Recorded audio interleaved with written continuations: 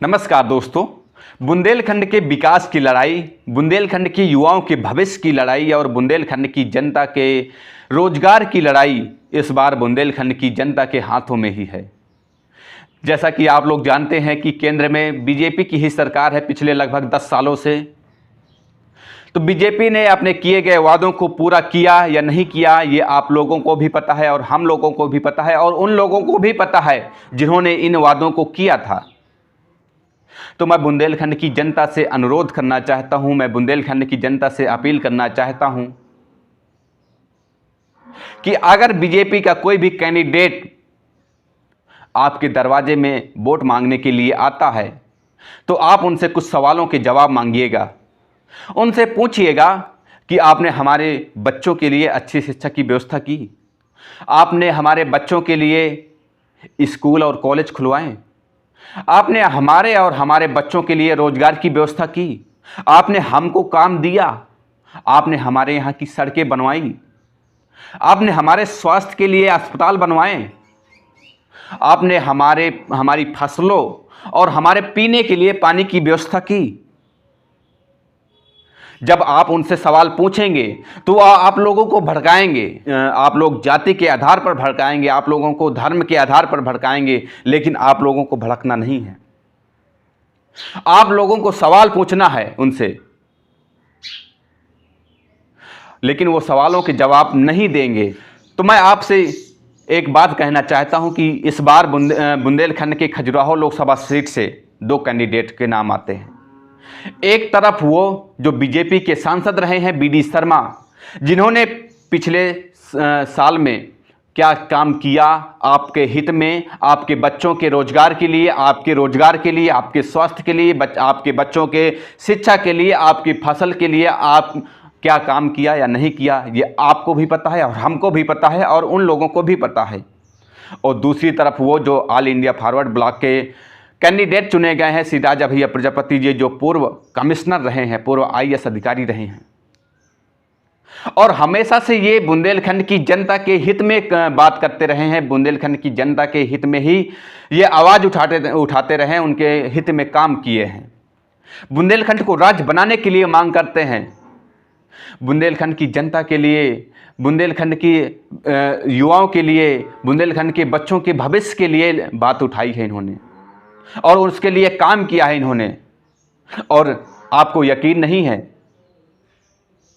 तो आप इनकी जहां पर पोस्टिंग रही है वहां पर जाके आप देख सकते हैं। कहीं नहीं, आपके ही लोकसभा क्षेत्र में, पन्ना के क्षेत्र में चले जाइए, आप उनसे पूछिएगा। आज से 34 साल पहले यहाँ पर एसडीएम बन के गए थे और आज से 34 साल पहले की भी बात उन लोगों को पता होगा और आपको बताएंगे कि किस प्रकार के ये व्यक्ति रहे हैं, इनका व्यक्तिगत विचार क्या रहा है, जनता के कल्याण के लिए क्या काम किया है इन्होंने, उनसे आपको पता चल जाएगा। और मैं इस बार बुंदेलखंड की जनता से अपील करना चाहता हूं कि आप किसी को भी चुनिएगा, किसी को भी संसद में सांसद बना के भेजिएगा, लेकिन ये सोच और समझदारी के साथ ही डिसीजन लीजिएगा, क्योंकि ये अधिकार आपको बार बार नहीं मिलता। ये अधिकार 5 सालों में आपके हाथों में आता है। तो अपने अधिकार का दुरुपयोग नहीं करना, आप अपने विवेक का प्रयोग करके ही कैंडिडेट को चुनिएगा, क्योंकि ये हमारे भविष्य की बात बस नहीं है, ये हमारे बच्चों के भविष्य की भी बात है। मैं आपको एक छोटी सी बात बताना चाहता हूं कि भाजपा सरकार ने वादा किया था कि हम छतरपुर में छत्रसाल एक विश्वविद्यालय का निर्माण करेंगे, लेकिन वो नहीं किया गया। वो नहीं किया गया क्यों? क्योंकि अगर वो छत्रसाल विश्वविद्यालय का निर्माण किया जाता तो बुंदेलखंड के जनता, बुंदेलखंड के युवा वहाँ पर पढ़ते, बुंदेलखंड के लोगों के बच्चे वहाँ पर एडमिशन लेकर पढ़ते, और अगर पढ़ते तो हम जैसे लोग वहाँ पर तैयार होते जो सरकार से सवाल पूछते। और यही सरकार चाहती नहीं है कि हमसे कोई सवाल पूछे। अगर वहाँ पर छत्रसाल विश्वविद्यालय बनता तो हम जैसे बच्चे वहाँ पर जाते पढ़ने और पढ़ करके अपने भविष्य को उज्जवल बनाते और चीज़ों को समझते कि सरकार हमारे लिए क्या कर रही, हमारे बच्चों के लिए क्या कर रही, हमारे माता पिता के लिए क्या कर रही, हमारे क्षेत्र के लिए क्या कर रही, हमारे देश के लिए क्या कर रही है।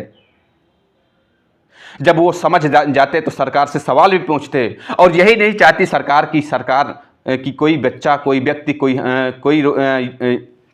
कोई लोग हमसे सवाल पूछे। दूसरी चीज़, सरकार ने वादा किया था कि हम केन बेतवा लिंक परियोजना को बनाएंगे। ये केन नदी में एक परियोजना है, केन बेतवा लिंक परियोजना, लेकिन उसको भी लंबित रखा गया। क्यों लंबित रखा गया? क्योंकि अगर वो बनती तो उस परियोजना से बिजली का उत्पादन होता, जिससे कि बुंदेलखंड के क्षेत्र में बिजली पर्याप्त मात्रा में मिल पाती, वहाँ पर इंडस्ट्री लगती, वहाँ के लोगों को रोजगार मिलते। और दूसरी चीज़, अगर वहाँ पर डैम बनता, अगर परियोजना में डैम बनता तो वहाँ से नहरें निकलती, जो बुंदेलखंड के क्षेत्र में सिंचाई के लिए पर्याप्त पानी की व्यवस्था होती, वहाँ के लोगों के लिए पीने की व्यवस्था होती। जैसा कि आप लोग जानते हैं कि बुंदेलखंड क्षेत्र में सूखा प्रभावित रहता है ये क्षेत्र। अगर बुंदेलखंड क्षेत्र में ये परियोजना बनती तो वहाँ के फसलों के लिए पानी की व्यवस्था होती। अगर पानी की व्यवस्था होती तो वहाँ की फसल का उत्पादन बढ़ता, जिससे कि वहाँ के लोगों की इनकम बढ़ती। अगर इनकम बढ़ती तो हम लोग अपने भविष्य को उज्जवल बनाने के लिए रोजगार पर आधारित नहीं रहेंगे। हम अपने बच्चों को पढ़ाएंगे, हम अपने लिए स्वरोजगार उत्पन्न करेंगे, हम एंटरप्रेन्योरशिप करेंगे, उद्योग लगाएंगे हम, अगर हम विकसित होंगे। और यही सरकार चाहती नहीं है। तो डिसीजन आपके हाथों में है कि इस बार किस कैंडिडेट को सांसद बना के संसद में भेजना है। एक तरफ वो जो आपके हितों का हनन करते हैं, और एक तरफ वो जो आपके हित में बात करते हैं, आपके हित में काम करते हैं। तो डिसीजन आपका है, और मुझे भरोसा है आप पर कि आप जो भी डिसीजन लेंगे बड़ी सोच और समझदारी के साथ लेंगे। तो मैं अपनी वाणी को यहीं पर समाप्त करूंगा। सभी को बहुत बहुत धन्यवाद।